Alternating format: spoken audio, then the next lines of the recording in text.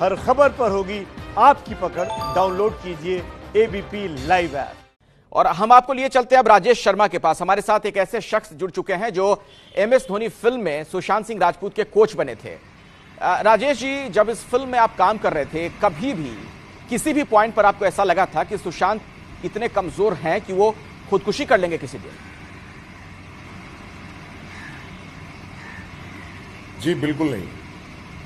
और हालांकि ज़रा रिजर्व किस्म के इंसान थे, बहुत ज़्यादा बातें नहीं थे, लेकिन बातें करते थे। और इस फिल्म को लेकर इतने इन्वॉल्व थे कि अपना कैरेक्टर और बाकी और भी जो इर्द गिर्द और भी कैरेक्टर हैं उनको लेकर सोचना, अपने कैरेक्टर को लेकर सोचना। और अगर आप ये फिल्म देखें एमएस धोनी, तो जो बैक टू कैमरा जो शॉट है जब वो चल के जाते हैं मैदान में, तो लगता नहीं है कि सुशांत सिंह राजपूत है, लगता है धोनी आदमी चल के जा रहा है। तो इतने इन्वॉल्व थे फिल्म को लेकर कि धोनी का उठना बैठना चलना फिरना तक उन्होंने इतने अपने दिमाग में बैठा लिया था। इतना जुझारू आदमी, इतना लड़ाकू किस्म का आदमी, जो कि मतलब फिल्म अच्छी फिल्म बनानी है, अच्छा अभिनय करना है, उसके लिए चाहे मुझे 10 टेक देने पड़े या 20 टेक देने पड़े, मैं मुझे पीछे हटने वाला नहीं हूँ। तो इस तरह का इंसान जब ऐसा निर्णय लेता है जीवन में, तो बिल्कुल मूक हो जाता है इंसान, मतलब क्या जवाब दे। जी राजेश जी, मेरी गुजारिश है कि आप हमारे साथ जुड़े रहें। मैं दोबारा आपके पास लौटूंगा, उससे पहले एक और मेहमान मेरे साथ हैं। आनंदिता रॉय जी हैं, आप मनोचिकित्सक हैं। आनंदिता जी, अब तक की जो सूचना है, जो जानकारी है, जो मौकाए वारदात के हालात हैं उससे जुड़ी, जो हमारे पास तथ्य हैं उससे जुड़े, उसके आधार पर आपको क्या लग रहा है, किस तरह की खुदकुशी है ये? देखिए, बहुत दुखद बात है। पहले ये कहना चाहती हूँ कि इतनी कम उम्र में ऐसे चले जाना, ये तो कोई भी, ये बहुत शॉकिंग है सबके लिए। लेकिन हम लोग अगर थोड़ा न्यूज पे गौर करेंगे तो देखेंगे कि लास्ट वीक ही उनका जो एक मैनेजर थे, जितना मेरी जानकारी में, उन्होंने भी सुसाइड की थी। तो कभी कभी ऐसा होता है, इंसान जब डिप्रेशन से गुजरते हैं, खास करके क्लिनिकल डिप्रेशन, जो कि अभी जाना जा रहा है कि उनके घर से प्रेस्क्रिप्शन वगैरह मिला है, तो जरूर वो कोई साइकियाट्रिस्ट के पास जा रहे थे और उसका ट्रीटमेंट भी चल रहा था। तो उसमें क्या होता है, कभी कभी जब इंसान अकेले पड़ जाते हैं, किसी को बोल नहीं पाते कुछ, और ऐसा एक कभी मोमेंट आ जाता है जो कि उनका डिप्रेशन और इंक्रीज कर देता है। देखिए, एक इंसान की लाइफ में शायद डिप्रेशन तो था ही 6 महीने से, ऊपर से ये जो इनका जो मैनेजर का, एक्स मैनेजर का सुसाइड, वो शायद इसमें और ट्रिगर ऑन कर सकता है मेरे ख्याल से। तो और जब हम अपने आप को मतलब खत्म करने की सोचते हैं कि हम दुनिया से अपने आप को लेके चले जाएंगे, तो कभी कभार होता है हम लोग मीडिया से, फिल्म से, स्टोरी बुक से, या फिर हमारे जाने पहचानों में से, जैसे किसी ने सुसाइड किया है, उससे हमको आइडिया मिल जाते हैं। इसको हम लोग कॉपी कैट सिंड्रोम कहते हैं। तो उस हिसाब से हम लोग एक्चुअली मतलब साहस जुटा लेते हैं, हिम्मत जुटा लेते हैं कि उसी तरीके से हम लोग सुसाइड करेंगे तो शायद हमको शांति मिल जाएगी। लेकिन अभी तक मेरे ख्याल से ये इन्वेस्टिगेशन जरूरी है कि उन्होंने वाकई सुसाइड किया है कि इसके पीछे और कुछ है। लेकिन डिप्रेशन तो चल रहा था, ये तो जाहिर है, और इसमें से ये कॉपीकैट सिंड्रोम होने का चांसेस भी बहुत ज्यादा मुझे लग रहा है। चलिए, मैं दोबारा आपके पास लौटूं, उससे पहले जरा राजेश शर्मा जी का एक बार फिर से मैं रुख करना चाहूंगा। राजेश शर्मा एमएस धोनी फिल्म में सुशांत के साथ काम कर चुके हैं।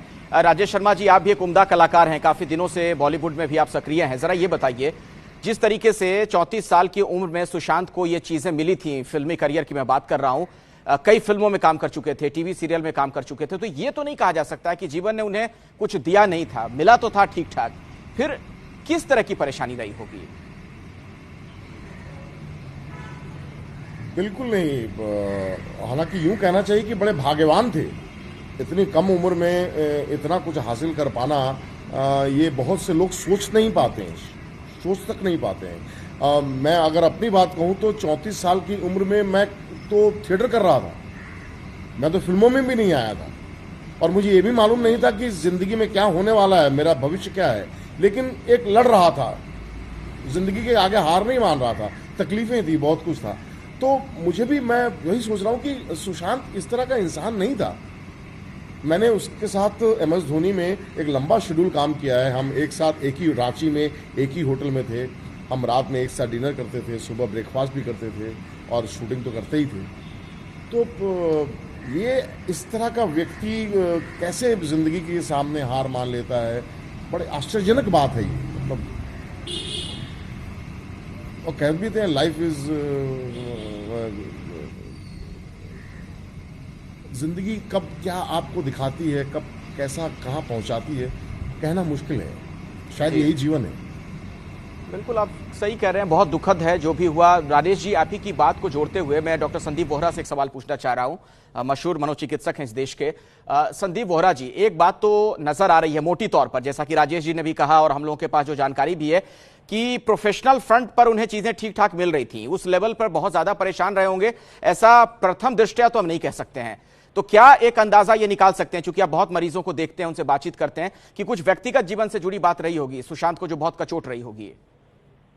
देखिए, आपको ये हमारे को समझना जरूरी है डिप्रेशन समझने के लिए, डिप्रेशन का कारण समझने के लिए, कि हमारी पर्सनल लाइफ, प्रोफेशनल लाइफ, हमारे एक्सटर्नल सर्कमस्टांसेस और हमारी इंटरनल पर्सनैलिटी, इन सब का मिश्रण को जब हम जोड़ते हैं तब उस पे अल्टीमेटली हम किस एरिया में कितना हमारे पर लोड आ रहा है उस पर हम रिएक्ट करते हैं, उसके हिसाब से हम कोप अप करते हैं जिंदगी में।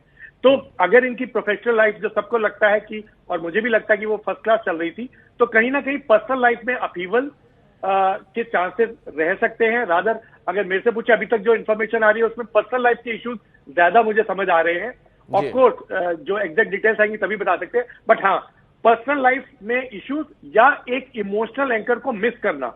अभी आपने पहले कुछ समय पहले पूछा था ट्वीट जो उन्होंने अपनी माँ के बारे में किया था, तो मेरा ये एक एनालिसिस है कि जब आदमी बहुत ज्यादा डिप्रेशन में होता है तो जिनके साथ वो बहुत ज्यादा अटैच होता है या जिनके साथ वो अपनी मन की बातें शेयर कर सकता था पास्ट में, उनको मिस करता है। तो उनकी मदर, जिनकी डेथ 2002 में हुई थी, हालांकि बहुत समय हो गया, बट एक बेटा अपनी माँ को तो मिस करेगा अपने एंड तक। तो कहीं ना कहीं इमोशनल एंकर का मिस होना एक बड़े से बड़े व्यक्ति को हिला सकता है।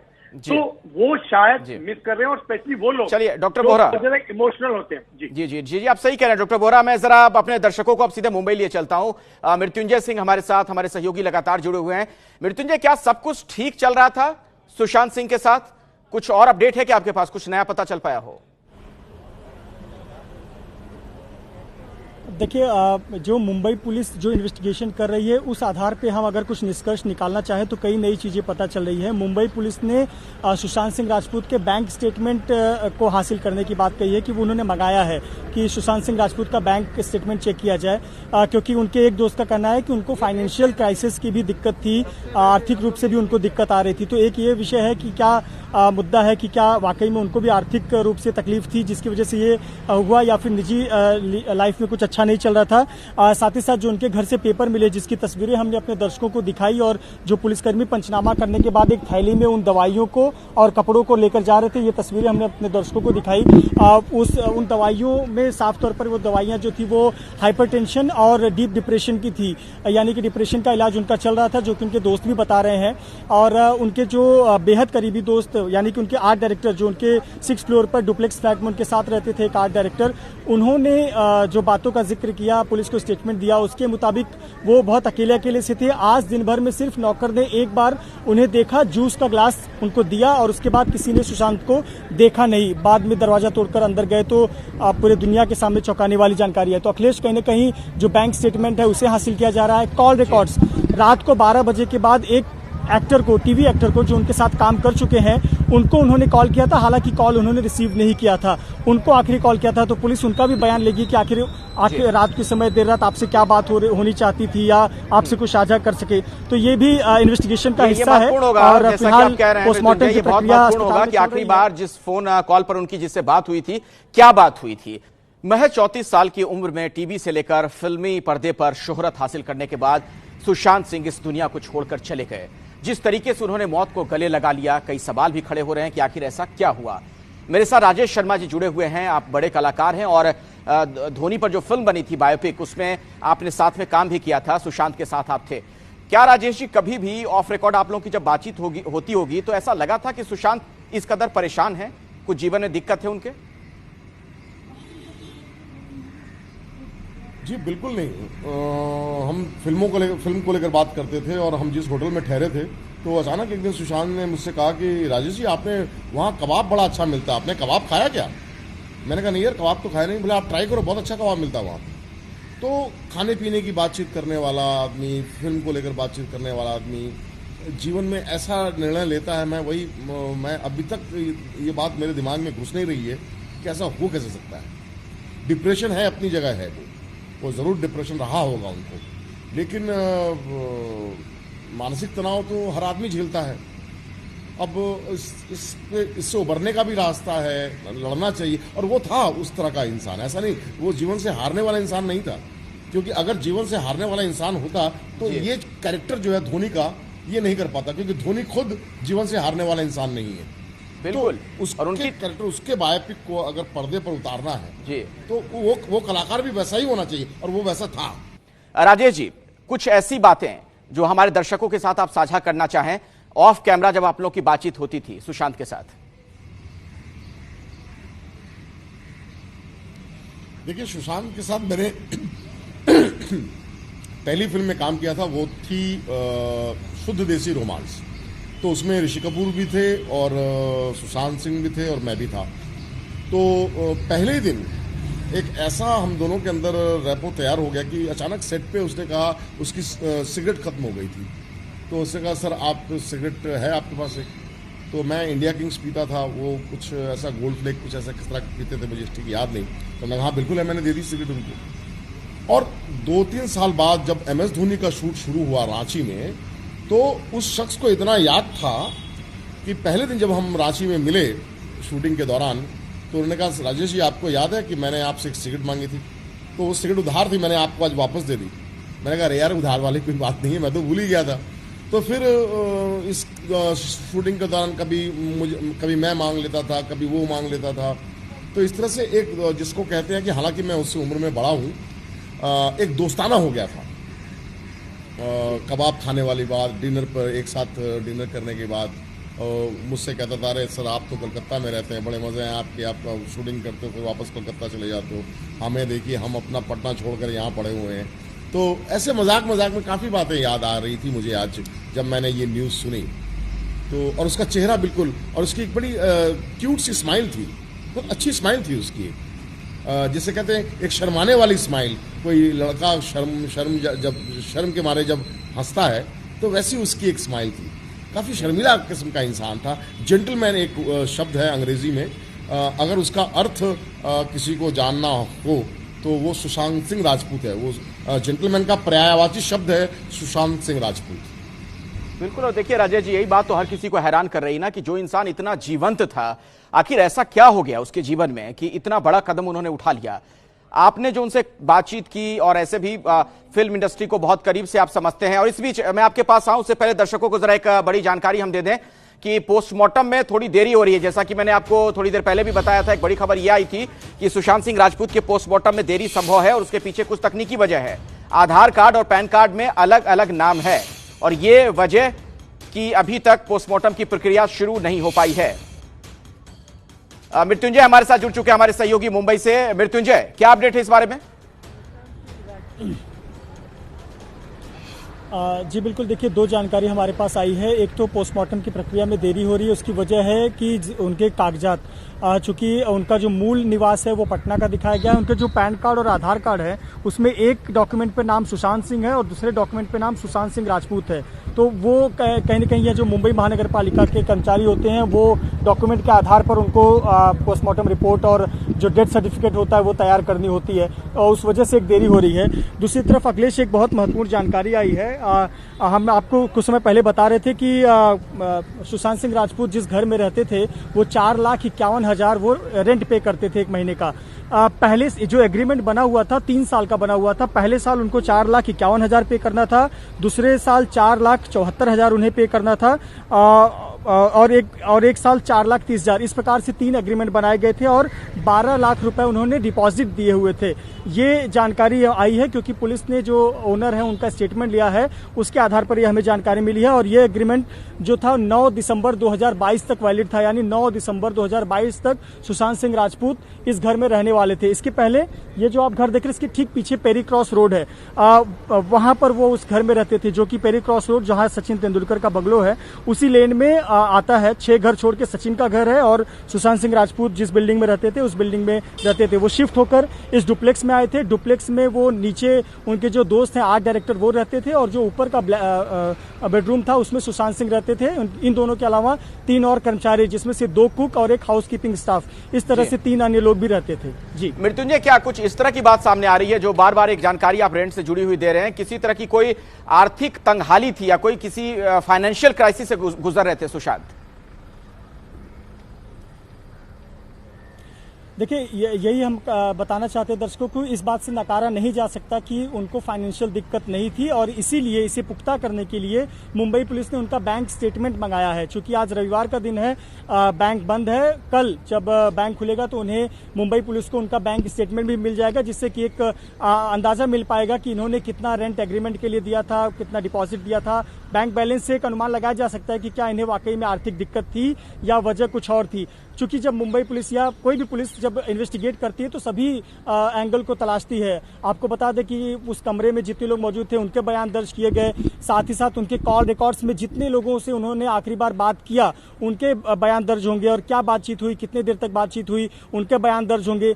एक एक्टर का जिक्र मैंने किया, मैं अभी नाम नहीं लूंगा, जो कि एक टीवी सीरियल के एक्टर हैं, सुशांत सिंह के साथ काम कर चुके हैं। रात को 12 बजे के बाद उन्होंने उन्हें फोन किया था, वो मोबाइल के कॉल रिकॉर्ड्स में है, लेकिन फोन उठाया नहीं गया था। उनसे भी पुलिस पूछताछ करेगी। तो निश्चित तौर पर पुलिस तमाम एंगल से जांच करती है और फिर निष्कर्ष पर पहुंचेगी कि आखिरकार वजह क्या है। लेकिन जो एक महत्वपूर्ण बात पुलिस कहकर जो सूत्र बता रहे हैं कि कोई फाउल प्ले नहीं है, कुछ संदिग्ध नजर नहीं आ रहा है। बेड पर भी ऐसी कोई सस्पिशियस चीज नहीं मिली है जिससे कि कोई संदेह हो। एक पतला लंबा कपड़ा, जो कि चद्दर जैसा कपड़ा, उसके मदद से उन्होंने खुदकुशी की है और ये बात अब तक सामने आई है। जी, मैं मृत्युंजय दोबारा आपके पास लौटूं उससे पहले जरा राजेश जी का एक बार फिर से मैं रुख करना चाहूंगा। राजेश शर्मा हमारे साथ लगातार जुड़े हुए हैं, जिन्होंने कई फिल्मों में सुशांत के साथ काम किया है।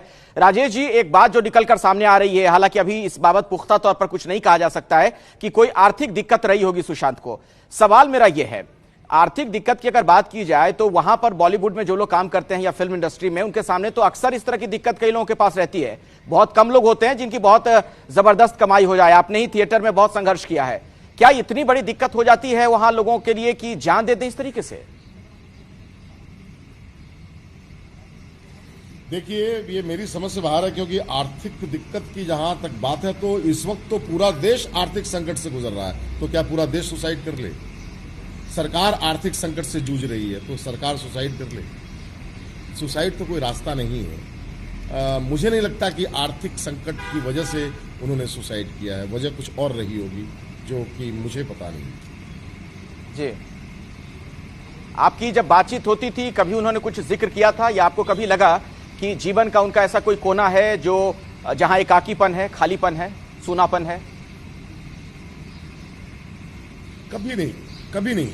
एक कलाकार हमेशा अपने काम को लेकर सोचने वाला इंसान, हमेशा फिल्म को लेकर सोचने वाला इंसान, पर्टिकुलर फिल्म जो कर रहा था धोनी, उस फिल्म को लेकर सोचना, उस फिल्म के और दूसरे बाकी जो कलाकार हैं उनको लेकर सोचना, जो फिल्म के निर्देशक थे नीरज पांडे जी, उनके साथ चरित्र के बारे में बातचीत करना रेगुलर, तो एक रेगुलर जो प्रैक्टिस में रहने वाला आदमी था। जी बिल्कुल।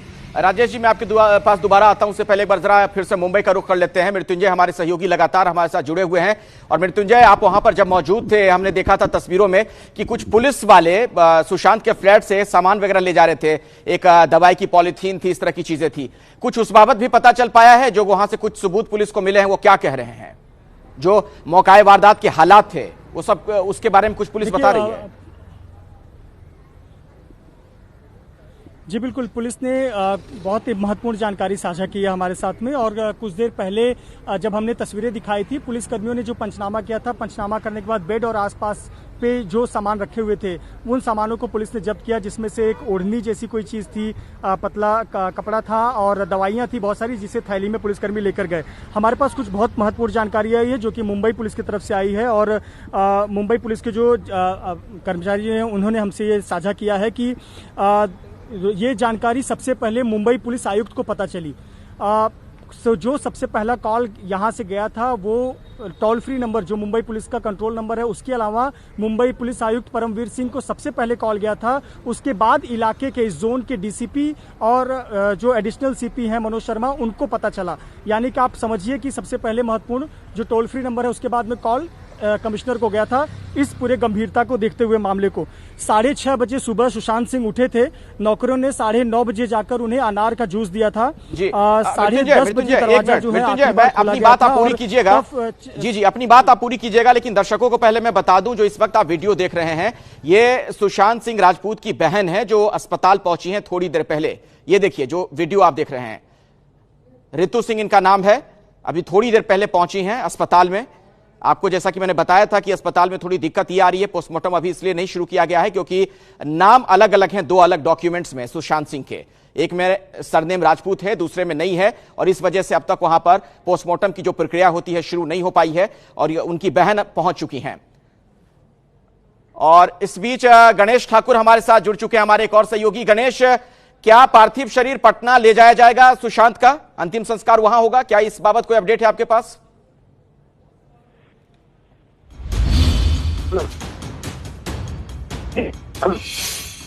जी,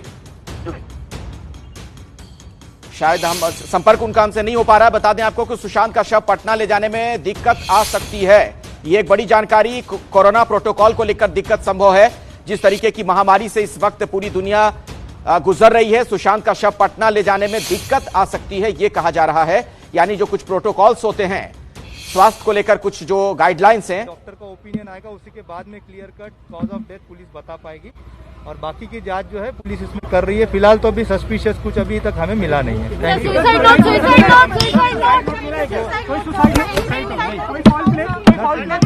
नथिंग। ये दरअसल थोड़ी देर पहले जब पुलिस वाले वहां पर पहुंचे थे तो ये बता रहे थे कि कुछ भी संदिग्ध हमें नहीं मिला, यानी प्रथम दृष्टया कुछ भी संदिग्ध नहीं है, यानी फिलहाल पुलिस खुदकुशी ही मानकर चल रही है। लेकिन बड़ी खबर यह कि सुशांत का शव पटना ले जाने में दिक्कत आ सकती है। कुछ देर पहले जो ये बताया जा रहा था कि शायद उनका अंतिम संस्कार पार्थिव शरीर का वहीं पर किया जाए, लेकिन खबर यह है कि अब पटना ले जाने में दिक्कत आ सकती है। कोरोना काल में जो कुछ प्रोटोकॉल हैं उसके तहत ये मुश्किल आते हैं, और ऐसे में मुमकिन है कि मुंबई में ही अंतिम संस्कार हो। सुशांत का शव पटना ले जाने में दिक्कत आ सकती है, ये एक बड़ी खबर निकलकर सामने आ रही है। हालांकि बताया जा रहा है कि कल 11 बजे के आसपास उनके पिता पहुंच जाएंगे मुंबई, सुशांत के पिता। और आइए सीधे अब आपको मृत्युंजय के पास लिए चलते हैं। हमारे सहयोगी लगातार हमारे साथ मुंबई से जुड़े हुए हैं। मृत्युंजय, आप वहां पर काफी देर से हैं, जरा मैं चाहूंगा दर्शकों को एक बार आप विस्तार से बताएं, सुबह से लेकर सुशांत ने क्या क्या किया था, खुदकुशी का जो वक्त था तब तक के बारे में पुलिस क्या बताई है, पूरी टाइमलाइन के बारे में जानकारी दें। बिल्कुल, हम दर्शकों को बता दें कि आखिरकार ये पूरा घटनाक्रम कैसे हुआ। सबसे पहले कल से शुरू करते हैं। जो जानकारी मिली है कॉल रिकॉर्ड्स के मुताबिक सुशांत सिंह राजपूत ने 12 बजे के बाद एक अपने पूर्व सहयोगी जो कि टीवी एक्टर कलाकार हैं उनको कॉल किया था, लेकिन उस कलाकार ने फोन नहीं उठाया। सुशांत सिंह राजपूत सुबह 6:30 बजे उठे, जो घर के नौकर हैं उन्होंने सुशांत को 6:30 बजे उठते हुए देखा था। 9:30 बजे एक नौकर ने उनके बेडरूम में अनार का जूस दिया था, और उसके बाद 10:30 बजे दूसरा नौकर जब कमरे में गया और पूछा कि सर खाने में क्या लेंगे, आज खाना क्या बनेगा, लेकिन उस समय आवाज नहीं आई और दरवाजा बंद था। इसके बाद में उनके दोस्त को बोला गया जो कि आर्ट डायरेक्टर उनके ही कमरे में रहते हैं, उनके कमरे में आर्ट डायरेक्टर जो कि 6वीं फ्लोर के नीचे वाले फ्लोर पर रहते हैं, डुप्लेक्स फ्लैट के ऊपर वाले घर पर सुशांत सिंह राजपूत रहते हैं। और इसके अलावा 3 नौकर हैं जिसमें से 2 कुक हैं और एक जो उनका हाउसकीपिंग का काम देखते हैं। इन्होंने दरवाजा खोलने की कोशिश की। इसके बाद में उनकी सुशांत सिंह राजपूत की बहन को फोन किया गया। सुशांत सिंह राजपूत की बहन आई, दरवाजा नहीं खुल रहा था। जो आर्ट डायरेक्टर थे उन्होंने नजदीक में ही एक चाबी वाले को बुलाया और वो चाबी वाला जब आया तो इसकी सूचना देकर दरवाजा तोड़ा गया। जब दरवाजा तोड़ा गया तो पाया गया कि सुशांत सिंह राजपूत एक पतले लंबे चद्दर जैसे कपड़े से लटके हुए थे। उन्होंने खुदकुशी कर लिया था। काले टी शर्ट पहने हुए थे, काले शॉर्ट्स पहने हुए थे। उनको उनके दोस्त आर्ट डायरेक्टर ने उतारा और इसकी सूचना टोल फ्री नंबर पर दी गई। साथ ही साथ इसकी सूचना मुंबई पुलिस के पुलिस आयुक्त परमवीर सिंह को दी गई। उसके बाद ये जानकारी जो जोन के डीसीपी हैं और इस रीजन के एडिशनल सीपी हैं उनको इसके बाद जानकारी मिली। 2 बजे से लेकर 2:30 बजे के बीच में पुलिस की टीम यहां पर पहुंची। 2 अतिरिक्त टीमें भेजी गई। जब यहां पर टीम पहुंची उन्होंने पंचनामा किया। पंचनामा में पाया कि कोई भी चीज संदिग्ध नहीं दिख रही है। कुछ जो मेडिकल पेपर्स थे वो मेडिकल पेपर्स और कुछ दवाइयां पंचनामा में सीज की गई हैं जिसे पुलिसकर्मी अपने साथ लेकर गए हैं। जो मेडिकल पेपर्स हैं उसमें देखकर लगता है कि वो डिप्रेशन का अपना ट्रीटमेंट करा रहे थे, इलाज करा रहे थे। कुछ दवाइयां प्रिस्क्राइब की गई थी, ये बात सामने आई है।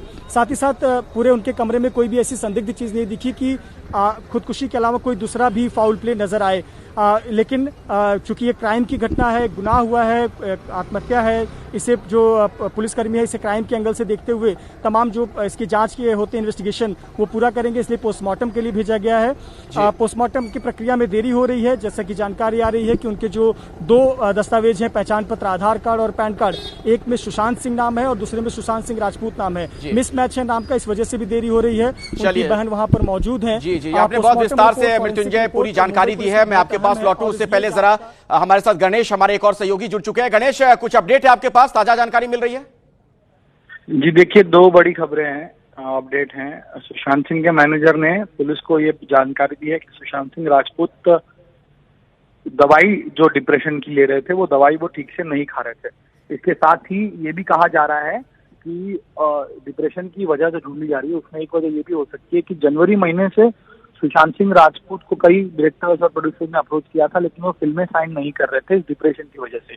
तो डिप्रेशन तो कारण इसमें सामने आ ही रहा है, उसकी वजह ढूंढी जा रही है। वहीं दवाइयां न खाने की बात मैनेजर की तरफ से पुलिस को कही गई है। डॉक्टर से अब पूछताछ होगी कि आखिर किस तरह की दवाइयां और ट्रीटमेंट वो कर रहे थे।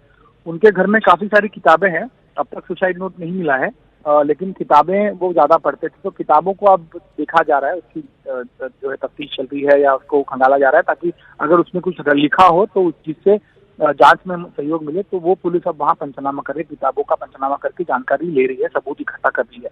दूसरी खबर ये आ रही है कि जैसे परिवार ये कह रहा है कि उनके पार्थिव को पटना लाया जाएगा, लेकिन मुंबई पुलिस के अधिकारियों का कहना है कि कोरोना के समय में जो प्रोटोकॉल बनाया गया है उस प्रोटोकॉल के मुताबिक पार्थिव शरीर को मुंबई से बाहर ले जाना मुश्किल होगा। इसीलिए उनकी बहन से बात चल रही है और संभवतः प्रोटोकॉल के अनुसार मुंबई में ही उन पर अंतिम कार्य किया जाएगा। तो अब उनकी बहन, सगी बहन मुंबई में रहती है, वो अपनी बच्ची के साथ वहां पहुंची है, पुलिस के संपर्क में है और अब परिवार के लोग मुंबई आएंगे, लेकिन अब देखना होगा कि पुलिस प्रोटोकॉल के मुताबिक चलती है या परिवार जो है आग्रह करता है कि उनके पार्थिव को पटना ले जाए। लेकिन पुलिस का कहना है कि हम प्रोटोकॉल के मुताबिक चलेंगे। तो लगता है कि फिलहाल मुंबई में ही उनका अंतिम कार्य होगा, लेकिन परिवार पटना ले जाने की बात लगातार कह रहा है। जी गणेश, एक महत्वपूर्ण जानकारी आप ये दे रहे थे, आपने कहा कि जनवरी के बाद से उन्होंने कोई फिल्म साइन नहीं की थी। सुशांत ने खुद फिल्म साइन नहीं कर रहे थे या फिल्मों का ऑफर नहीं था उनके पास? जो सूत्र बता रहे, देखिए अभी ऐसा है कि ये सारी जानकारियां जो है फिल्म इंडस्ट्री में तमाम लोग हैं जिनसे हम बात कर रहे हैं उनकी तरफ से आ रही है। कुछ डायरेक्टर हमको घर के बाहर मिले, उनका कहना था कि मैंने सुशांत से बात करी थी और मैं फिल्म बनाने जा रहा था, लेकिन फिल्म साइन नहीं हुई थी। तो ऐसे ही कई और भी लोग हैं, बड़े बैनर्स भी हैं जिन्होंने सुशांत को अप्रोच जरूर किया था, ऐसा कहा जा रहा है, लेकिन सुशांत ने फिल्म साइन नहीं की। जनवरी से सिर्फ डिस्कशन वो करते आए, लोगों से वो बात जरूर करते थे फिल्मों को लेकर और साइन नहीं करते थे। तो अब साइन नहीं करने की वजह डिप्रेशन ही मानी जा रही है और इससे मैनेजर और दूसरे लोग भी जो है उनसे लगातार ये कहते आ रहे थे कि आप फिल्में करिए ताकि आप इस डिप्रेशन से बाहर आ सकेंगे, लेकिन वो वैसा नहीं कर रहे थे, इसलिए जनवरी से उन्होंने फिल्म साइन नहीं की थी। ऐसी खबरें हैं जिसकी पुष्टि मैनेजर या उनके जो करीबी जो उनका बिजनेस देखते थे वो कर पाएंगे। चलिए, शुक्रिया गणेश ठाकुर इस जानकारी के लिए आपका। लेकिन जिस तरीके से सुशांत ने मौत को गले लगा लिया, हर कोई हतप्रभ है, परेशान है, स्तब्ध है।